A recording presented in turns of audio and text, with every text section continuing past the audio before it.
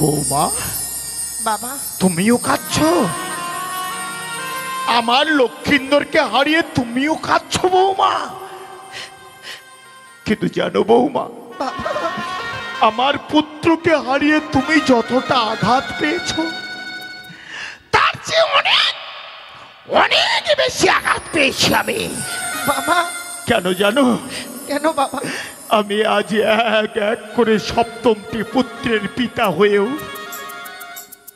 এই বিশাল পৃথিবীতে আজ আমি পিতা ডাক থেকে বঞ্চিত হয়ে গেলাম।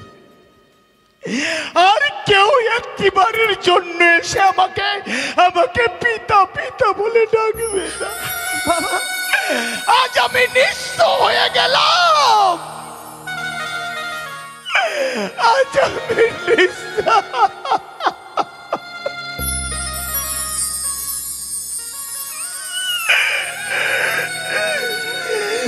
আজ আমি পিতা ডাকের কাঙাল হয়ে গেলাম বৌমা। আজ আমি পিতা ডাক থেকে বঞ্চিত হয়ে গেলাম। কিন্তু বৌমা, যা হবার তা তো হয়েই গেছে। তো বৌমা, তুমি ওকে আমার হস্তে তুলে দাও তো। ও যখন আমার পুত্র হয়ে আমার মুখাগ্নি করল না, তখন আমি ওর পিতা হয়ে ওকে স্কন্ধে নিয়ে বলো হরি হরি বল বলতে বলতে আমার গুঞ্জরিয়ার মহাশ্মশানে নিয়ে যাব। আজ আমি পিতা হয়ে পুত্রের এক চিতাস হয়ে যাব। ও শ্বশুর বাবা গো, ও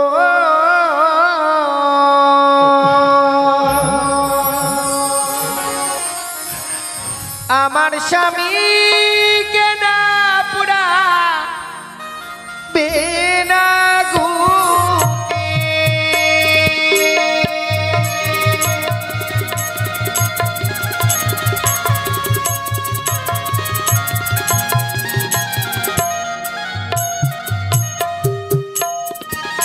ও গো হস্তে তনি পায়ে পড়ি বাবা বলি দেয়া তারে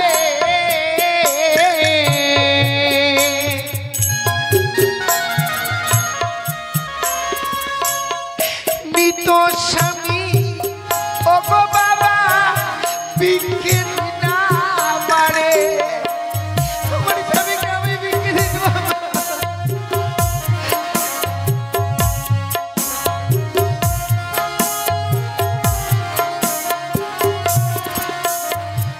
বৌমা, বাবা তোমার মৃত স্বামীকে তুমি ভিক্ষে চাইছো? সত্যি বাবা। কিন্তু কেন বৌমা? ওগো কি হবে, কি হবে ওই মরা মানুষটাকে নিয়ে? ওগো মৃত স্বামী বক্ষে লইয়ে বাবা হাসি বসা করে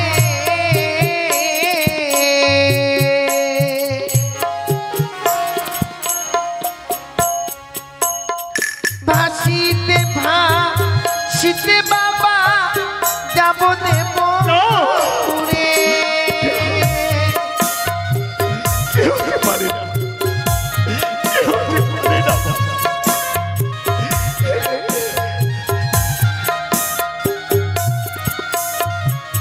সত্যি বাবা। বৌমা, স্বামীকে হারিয়ে তোমার কি মতিভ্রম হয়েছে? না বাবা। স্বামী হারিয়ে আজ তুমি পাগলিনী সেজেছ। মৃত স্বামী নিয়ে কেউ জলে ভেসে যায়? বলো তো বৌমা, কি হবে? কি হবে মৃত স্বামীকে নিয়ে সাগরের জলে ভেসে গিয়ে? কোথায় যাবে তুমি? আমি যাব সেই দেবপুরে। দেবপুরে গিয়ে প্রত্যেকটি দেবতার কাছে স্বামীর প্রাণ ভিক্ষে চাইবো। ভুল, ভুল ধারণা তোমার। বৌমা, তুমি কি ভুলে গেছো মহাজনের বাণী? মহাজন লিখে গেছেন, জন্মিলে মরিতে হবে, অমরকে কোথা কবে। চিরস্থির কবিনীর হাইরে জীবন নদী। এই পৃথিবীতে যে একবার জন্ম নিয়েছে তাকে একদিন না একদিন এই পৃথিবী ছেড়ে যেতেই হবে বৌমা। কেউ চিরদিন বেঁচে থাকতে এই পৃথিবীতে আসে না, কিন্তু কেউ আগে আর কেউ পরে। সন্তানের বুঝি আগে ডাক এসেছিল, তাই তো সে সবার আগে সবাইকে ছেড়ে ইহলোক থেকে পরলোকে গমন করেছে। ও যে আর কোনোদিন ফিরবে না বৌমা। কেন ফিরবে না বাবা? ও যে আর কোনোদিন ফিরবে না। আমি যদি তুমি কি কোনোদিনই শুনেছ যে মৃত মানুষ আবার জীবিত হয়? তুমি কি কোনোদিনই দেখেছ কোন নারী তার মৃত স্বামীর প্রাণ ফিরে পেয়েছে? পেয়েছে বাবা। সতী সাবিত্রী কি করে তার স্বামীর প্রাণ ফিরে এনেছিল? বৌমা, তুমি নিজেকে সতী সাবিত্রীর সঙ্গে তুলনা করছো? তুমি কি জানো যে সাবিত্রী একজন পতিব্রতা সতী ছিলেন? হ্যাঁ বৌমা, সাবিত্রী একজন পতিব্রতা সতী ছিলেন। তাই তো আপনও সতীত্ব গুণে পাইতে সম্মান, জমঠাই সাবিত্রী তাই পাইল সত্যবান। সাবিত্রী পতিব্রতা সতী ছিল বলেই তার স্বামীর প্রাণ ফিরে পেয়েছিল। কিন্তু তুমি কি সেই পতিব্রতা সতী যে নিজের জীবন বিপন্ন করে ফিরিয়ে আনবে তোমার প্রাণপতি? হ্যাঁ বাবা। পারবে না বৌমা, পারবে না। বাবা, স্বামীর প্রাণ ফেরাতে গিয়ে হয়তো তোমাকেই প্রাণ হারাতে হবে। বাবা, স্বামীর জন্য যদি নিজের প্রাণকে বিসর্জন করে দিতে পারি তবেই তো নিজেকে আমি ভাগ্যবতী বলে মনে করব। না বৌমা, তোমার ভুল ধারণা। স্বামীর জন্য তুমি আত্মবিসর্জন দিতে চাইছো। বাবা, তুমি কি জানো যে আত্মহত্যা মহাপাপ, নরকে গমন? এই পাপ কাজ ভেবে চিনতে তুমি কি করে করিতে গ্রহণ? আত্মহত্যা করো না বৌমা। আর যদি তুমি তোমার স্বামীর জন্য আত্মহত্যা করো তাহলে তুমি কোনোদিনই স্বর্গে গিয়ে ঠাঁই পাবে না। তাহলে আমার স্বামী, তুমি জন্ম জন্মান্তর নরকগামী হয়ে যাবে। তাহলে আমার স্বামীকে আমার হস্তে তুলে দিন না বাবা। আমি বেশি যাই সাগরের জলে, একটিবার দেবতা নগরে গেলে ঠিক যে আমি আমার স্বামীর প্রাণ ফিরে পাবো। তুমি বলতে পারো বৌমা, সশরীরে কেউ কোনোদিনই সাগরের জলে ভাসতে পারে না। কি করে কি করে তুমি তোমার মৃত স্বামীকে নিয়ে সাগরের জলে ভেসে যাবে? বাবা, আপনি আমায় পঞ্চম কদলের ভিক্ষের মান্দাজ আর সোনার মন্দস তৈরি করে দিবেন বৌমা। যাকে অবলম্বন করে আমি সাগরের জলে ভেসে যাব। না, বলো না বৌমা, তুমি ও কথা আমার কাছে বলো না। বাবা, তুমি অন্য কিছু চাও আমি দিতে পারি, কিন্তু ওই কদলের বৃক্ষ, ওই কদলের বৃক্ষ তুমি কেন? আমি এই পৃথিবীর কাউকে দান করে দিতে পারবো না। কাউকে না। কিন্তু কেন? তুমি জানো না, তুমি জানো না বৌমা, এই আমার জীবনের ভয়ঙ্কর এক কাহিনী। কাহিনী? আমি যেই দিন দক্ষিণ পাটন হইতে বাণিজ্য করে দেশে ফিরি, সেই দিন ওই বাড়ি চাংড়িকারী, ওই পাতালবাসিনী নাগিনী, ওই নাগিনীর চক্রান্তে আমার এক এক করে ধনে ভরা 14 ডিঙা তরি ওই কালীদহের ভয়ঙ্কর অতল তলে তলিয়ে যায়। বাবা, আর আমি একা চাঁদ ওই সাগরের জলে হাবুডুবু খাই। সেই দিন আমার প্রাণ বাঁচাতে আমি কতবার কতজনকে চিৎকার করে ডেকে বলেছিলাম, ওগো ওগো, তোমরা কে কোথায় আছো? আমার প্রাণ যায়, তোমরা আমাকে রক্ষা করো। নিশ্চয়ই আপনাকে কেউ রক্ষা করেছিল। আসেনি, আসেনি বৌমা। সেই দিন ওই ভয়ঙ্কর কালীদহের জলে আমার প্রাণ বাঁচাতে কেউ এগিয়ে আসেনি। ওই দেখো, ওই দেখো, ওই দেখো আমার চম্পলার সর্বত্রে শুধু কদলের বৃক্ষ। তা আমি দেখতে পাচ্ছি বাবা। ওই কদলের বৃক্ষই আমার সেই দিন প্রাণ বাঁচিয়েছিল বাবা, আর তাই তো আমার চম্পলার সর্বত্রে আমি শুধু কদলের বৃক্ষই রোপণ করেছি।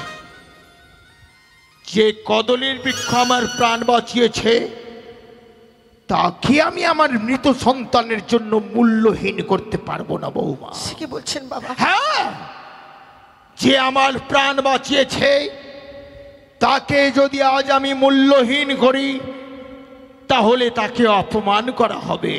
তাহলে এমন কি করলে আমি ওই কথা? শোনো বৌমা, সন্তান আমার বর্তমানে মৃত, আমার কাছে তার এই মুহূর্তে কোনোই মূল্য নেই, কিন্তু যে কদলীর বৃক্ষ আমার প্রাণ বাঁচিয়েছে বাবা, তার মূল্য আমার প্রাণের চেয়েও বেশি। পারবে পারবে কদলীর বৃক্ষের মান রাখতে? কি করতে হবে বাবা আমার? মূল্য মূল্য কদলীর বৃক্ষের উচিত মূল্য এনে দিতে হবে। হ্যাঁ বৌমা, কদলীর বৃক্ষের যদি উচিত মূল্য তুমি আমাকে দিতে পারো, তবেই আমি তোমাকে কদলীর বৃক্ষ দিতে পারি। বাবা, আমার কাছে তো দেবার মতো মূল্য নেই, আমায় কিছু সময় ভিক্ষে দিন। যেখান থেকে হোক না কোনো কদলীর বৃক্ষের মূল্য এনে আমি আপনার হস্তে তুলে দেব। বেশ, আমি তোমাকে কিছুক্ষণের জন্য সময় দিচ্ছি বৌমা, কিন্তু কদলীর বৃক্ষের উচিত মূল্য আমার চাই। আর যদি না দিতে পারো, আমি তোমাকে একটি কদলীর বৃক্ষ দেব না। হে ঠাকুর, স্বামীকে নিয়ে সাগরের জলে ভেসে যাবো চেয়েছিলাম কদলীর বৃক্ষের মান্দা, সেই মান্দাখানা নিতে গেলে আমায় মূল্য দিয়ে ক্রয় করে নিতে হবে। দেবার মতো মূল্য আমার কাছে নেই। ওগো চম্পলা নগরের বাবা মায়েরা, আমার এই বিপদের দিনে আমায় একটি করে পয়সা ভিক্ষে দিন না। আমি যদি স্বামীর প্রাণে ফিরে পাই, আমিও যে 10 জনের মতো স্বামীকে নিয়ে মাথা উঁচু করে বেঁচে থাকতে পারবো গো। আমায় একটি করে পয়সা ভিক্ষে দিয়ে দি গো বাবা মায়েরা।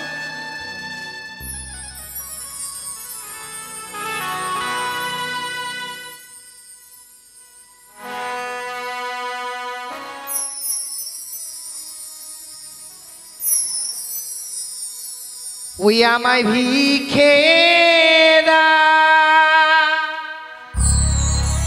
নগরবাসী তোমরা ভিক্ষে দাও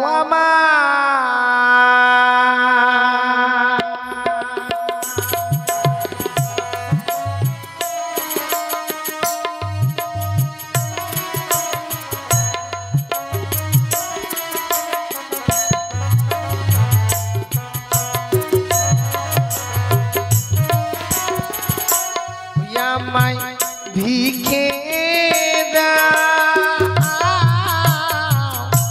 নগরবাসী তোমরা ভিক্ষে দাও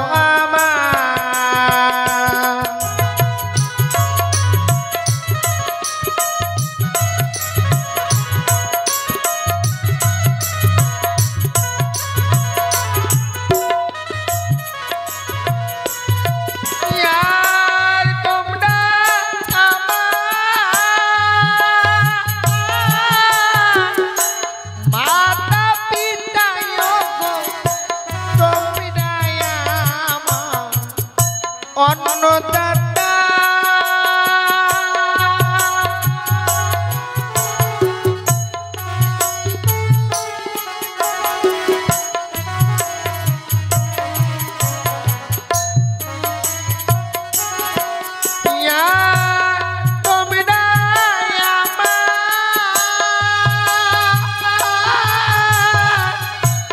মাতা পিতা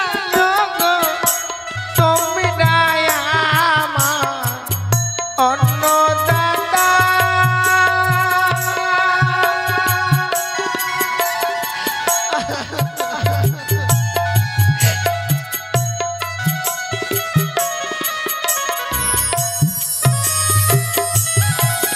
আমায় ভিক্ষে দাও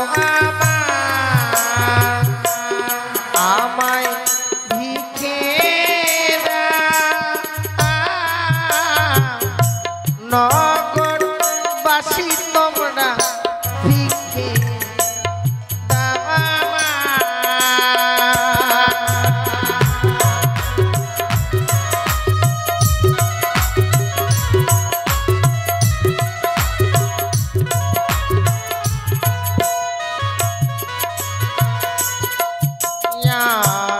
কালকে ছিলাম রাজনন্দিনী,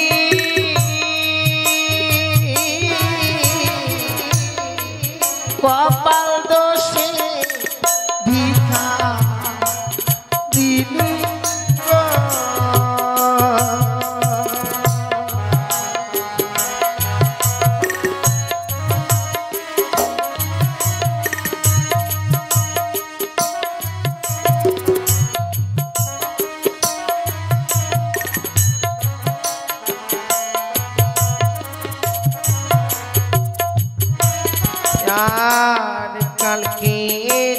না রাজনন্দিনী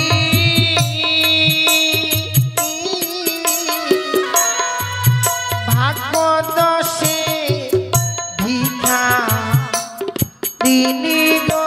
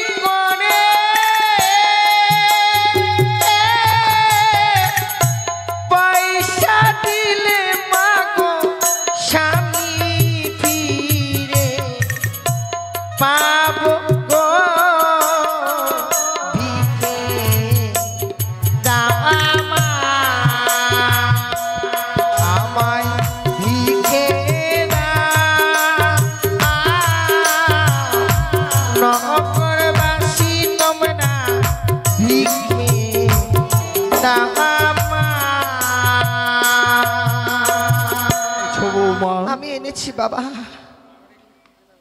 কি কদলীর বৃক্ষের মূল্য দেবে এমন তো তোমার কাছে কিছু ছিল না। সত্যি বাবা। কিন্তু তুমি এত করে পেলে কোথায় বৌমা? সারাটি চম্পলানগর আমি ভিক্ষে করে এনেছি। কি বললে তুমি? হ্যাঁ বাবা।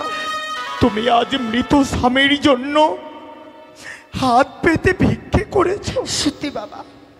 বৌমা, যে নারী তার মৃত স্বামীর জন্য হাত পেতে ভিক্ষে করতে পারে সে নারী তো তার স্বামীর জন্য সব কিছুই করতে পারে। এত ভালোবাসো স্বামীকে বাবা। স্বামীর পদে এত ভক্তি তোমার। সত্যি গো। তোমার স্বামী পদে ভক্তি দেখে আজ আমি নিজেই বড় মুগ্ধ বৌমা। বাবা, যে নারী তার স্বামীকে এত ভালোবাসতে পারে তার স্বামী কোনোদিন তাকে ছেড়ে যেতে পারে না। আমার মনে বলছে তোমার ভালোবাসাই পারবে তোমার স্বামীকে ফিরিয়ে আনতে। সেই আশীর্বাদ আপনি আমায় করুন বাবা। কিন্তু বৌমা, বাবা, স্বামী নিয়ে সাগরের জলে ভাসতে হলে তোমাকে আমার কথা মতো কয়েকটি কাজ করতে হবে। বলুন বাবা। শোনো বৌমা, স্বামী নিয়ে যদি তুমি সাগরের জলে ভাসতে চাও তাহলে তোমার সর্বাঙ্গের অলংকার এবং তোমার বহুমূল্য পরনের বস্ত্র আমাকে খুলে দাও। আমি দেব বাবা।